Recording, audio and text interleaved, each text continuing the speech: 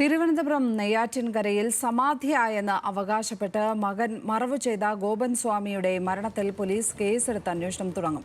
ഗോപൻ സ്വാമിയെ കാണാനില്ലെന്ന നാട്ടുകാരുടെ പരാതിയുടെ അടിസ്ഥാനത്തിലാണ് കേസെടുക്കുക. സ്ലാബിട്ട് മറവു ചെയ്തെന്ന് മകൻ പറഞ്ഞ സ്ഥലത്ത് ഇന്നലെ പോലീസ് പരിശോധന നടത്തിയിരുന്നു. ഈ സ്ഥലം പൊളിച്ചു നീക്കി കൂടുതൽ പരിശോധന നടത്താനാണ് പോലീസിന്റെ നീക്കം. വിവരങ്ങളുമായി അർജുൻ രാജ് ചേരുന്നു. അർജുൻ, ഈ ശവക്കല്ലറ പൊളിച്ചുള്ള പരിശോധനയിലേക്ക് തന്നെ നീങ്ങുന്നു എന്നാണോ വിവരം? അത് അങ്ങനെയെങ്കിൽ എപ്പോഴായിരിക്കും? എന്തൊക്കെയാണ് ആ പരിസരവാസികളുടെ മൊഴികളിൽ നിന്നും പോലീസ് മനസ്സിലാക്കുന്നത്?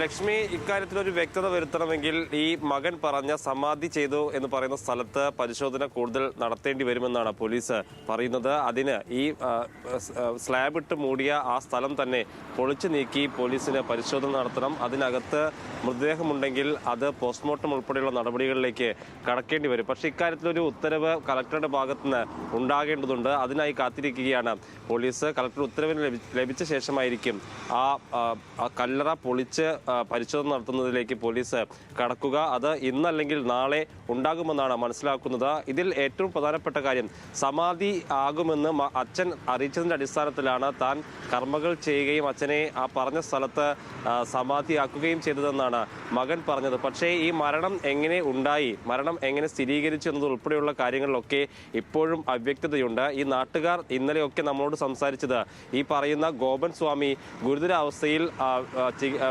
വീട്ടിൽ കിടപ്പിലായിരുന്നു. അതായത് ഒരു 6 മാസമായി അദ്ദേഹത്തെ പുറത്തൊന്നും ആൾക്കാർ കണ്ടിരുന്നില്ല. അദ്ദേഹത്തിന് പലവിധ അസുഖങ്ങൾ ഉണ്ടായിരുന്ന ആളാണ്. പുറത്തിറങ്ങി നടക്കാൻ പോലും കഴിയാത്ത അത്ര ആരോഗ്യ പ്രശ്നങ്ങളുള്ള ആളായിരുന്നു ഗോപൻ സ്വാമി. പിന്നെ എങ്ങനെ അദ്ദേഹം എഴുന്നേറ്റ് ഈ സ്ഥലത്തേക്ക് പോയി അവിടെ ഇരുന്ന് ധ്യാനത്തിലിരുന്ന് എങ്ങനെ സമാധിയാകുമെന്ന ചോദ്യമാണ് നാട്ടുകാരൊക്കെ ചോദിക്കുന്നത്. ഇന്നലെ പോലീസിൽ പരാതി നൽകിയത് അദ്ദേഹത്തെ കാണാനില്ലെന്ന് കാണിച്ച് നാട്ടുകാർ തന്നെയാണ് പരാതി നൽകിയത്. മറ്റ് ബന്ധുക്കളോ അല്ലെങ്കിൽ വേറെ ആരും പരാതി നൽകാൻ തയ്യാറായിരുന്നില്ല. അതുകൊണ്ട് തന്നെ നാട്ടുകാർ തന്നെ ഇദ്ദേഹത്തെ കാണാനില്ല, ദുരൂഹത അന്വേഷിക്കണമെന്ന് ആവശ്യപ്പെട്ടുകൊണ്ട് പോലീസിൽ പരാതി നൽകുകയായിരുന്നു. അതിന്റെ അടിസ്ഥാനത്തിലാണ് പോലീസ് ഇപ്പോൾ അന്വേഷണം ഇക്കാര്യത്തിൽ ആരംഭിച്ചിട്ടുള്ളത്. നാട്ടുകാരിൽ ചിലരുടെ മൊഴിയും ബന്ധുക്കളിൽ ചിലരുടെ മൊഴിയും പോലീസ് ഇന്നലെ രേഖപ്പെടുത്തിയിട്ടുണ്ട്. അതിൽ ഈ അയൽവാസികൾ പറയുന്ന ഏറ്റവും പ്രധാനപ്പെട്ട കാര്യം, നിരവധിയായിട്ടുള്ള ആരോഗ്യ പ്രശ്നങ്ങളുള്ള ആൾ ഒരിക്കലും അവിടെ നടന്നു ചെന്ന് അവിടെ ഇരിക്കാനുള്ള സാധ്യത കുറവാണ്. അതുകൊണ്ട് തന്നെ ഈ മരണം എങ്ങനെ ഉണ്ടായി, മരണം എങ്ങനെ സ്ഥിരീകരിച്ചെന്നത് ഉൾപ്പെടെയുള്ള കാര്യങ്ങളിലൊക്കെ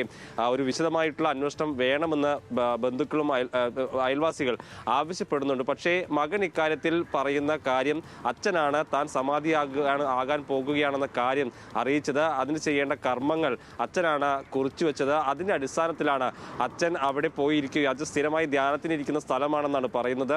ആ സ്ഥലത്തിരുന്ന് അച്ഛൻ തന്നെ സ്വയം ആ തരത്തിൽ സമാധിയാവുകയും പിന്നീട് താൻ കർമ്മങ്ങൾ ചെയ്ത് മറവ് ചെയ്യുകയും ചെയ്തു എന്നാണ് മകന്റെ വാദം. അത് ഈ ഒരാളുടെ മാത്രമല്ല, ആ വീട്ടിൽ ഈ ഗോപൻ സ്വാമിയുടെ ഭാര്യയുണ്ട്, മറ്റൊരു മകനുണ്ട്, ഒരു മരുമകളുമുണ്ട്. ഇവർ 4 പേരും ഏകദേശം ഇതേ നിലപാട് പുലർത്തുന്ന ആളുകളാണ്.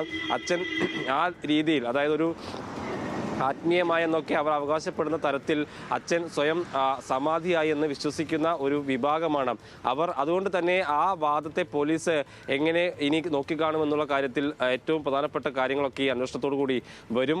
എങ്ങനെ മരണമുണ്ടായി അത് സ്ഥിരീകരിക്കുന്ന കാര്യങ്ങളിലൊക്കെ കടക്കുമ്പോൾ പോലീസിന് കൂടുതൽ ഇക്കാര്യത്തിൽ വ്യക്തത വരുമെന്ന് തന്നെയാണ് പ്രതീക്ഷിക്കുന്നത്. ലക്ഷ്മി, അർജുൻ, ഈ ഇദ്ദേഹം സമാധിയായി എന്ന് വീട്ടുകാർ പറയുന്ന സമയം എപ്പോഴാണ്? ഇദ്ദേഹം മരണപ്പെട്ടത് എപ്പോഴാണ് എന്നാണ് കരുതുന്നത്?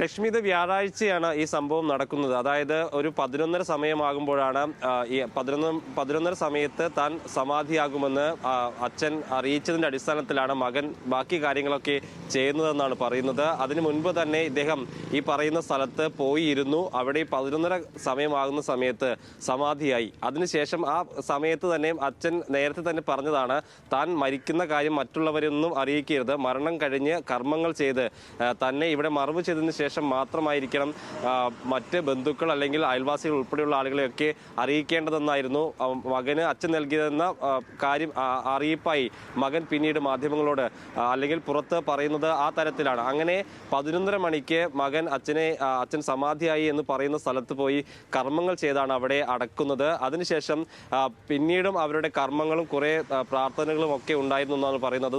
പുലർച്ചെ 3:30 വരെ അത് നീണ്ടു. ഈ സമയത്തൊന്നും നാട്ടുകാരോ അല്ലെങ്കിൽ മറ്റ് വേറെ ബന്ധുക്കളോ ഒന്നും ഇക്കാര്യം അറിഞ്ഞിരുന്നില്ല. ഇത് അറിയുന്നത് പിറ്റേന്ന് രാവിലെ ഈ വീടിന് ചുറ്റുമുള്ള മതിലുകളിലും പോസ്റ്റുകളിലും ഇദ്ദേഹം ഇങ്ങനെ സമാധിയായിട്ടുണ്ടെന്ന് കാണിച്ച് പോസ്റ്റർ പതിച്ചപ്പോഴാണ് നാട്ടുകാരൊക്കെ ഞെട്ടിയത്. സാധാരണ ഇയാൾക്ക് ഈ അസുഖം ഉണ്ടാവുന്നതിന് മുൻപൊക്കെ അയാൾ വലിയ പരിചിതനായി നാട്ടുകാരോടൊക്കെ ഇടപഴകിയിരുന്ന ആളാണ് ഗോപൻ സ്വാമി.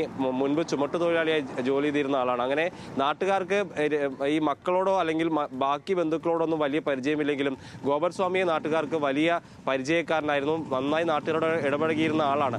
അങ്ങനെ ഒരാൾ മരിച്ച വിവരം നമ്മൾ അറിയുക പോലും ചെയ്യാതെ അതിൻ്റെ സംസ്കാര ചടങ്ങുകളൊക്കെ കഴിഞ്ഞതിന് ശേഷം പോസ്റ്റർ പതിച്ചതിന് ശേഷമാണ് നാട്ടുകാരൊക്കെ അറിയുന്നത്. അതിൽ തന്നെ അവർക്കൊരു അസ്വാഭാവികത തോന്നുകയും പിന്നീടാണ് അവർ ആ മുനിസിപ്പാലിറ്റി കൗൺസിലറെയും പിന്നീട് പോലീസിനെയും ഒക്കെ വിവരം അറിയിച്ചത്. ഇതിൽ ഏറ്റവും പ്രധാനപ്പെട്ടത് ഇക്കാര്യത്തിൽ മറ്റ് ബന്ധുക്കൾക്കോ അല്ലെങ്കിൽ ഈ ഒരു ജനപ്രതിനിധികളോ അങ്ങനെയൊന്നും ഒരു പരാതിയുമായി മുന്നോട്ട് വന്നില്ല. ആ ഘട്ടത്തിൽ തന്നെയാണ് നാട്ടുകാർ ഇടപെട്ടുകൊണ്ട് ഇതിലെ ദുരൂഹത അന്വേഷിക്കണമെന്ന് ആവശ്യപ്പെട്ടുകൊണ്ട് പോലീസിൽ പരാതി നൽകിയിട്ടുള്ളത്. ആ പരാതിയുടെ അടിസ്ഥാനത്തിലാണ് പോലീസ് ഇനി കേസ് അന്വേഷിക്കാൻ പോകുന്നത്. അതിൽ സ്വാഭാവികമായും ഈ പറഞ്ഞ ഈ കല്ലറ ഉൾപ്പെടെ പൊളിച്ചുള്ള പരിശോധനയിലേക്കായിരിക്കും വരും ദിവസങ്ങളിൽ പോലീസ് കടക്കാൻ പോകുന്നത്.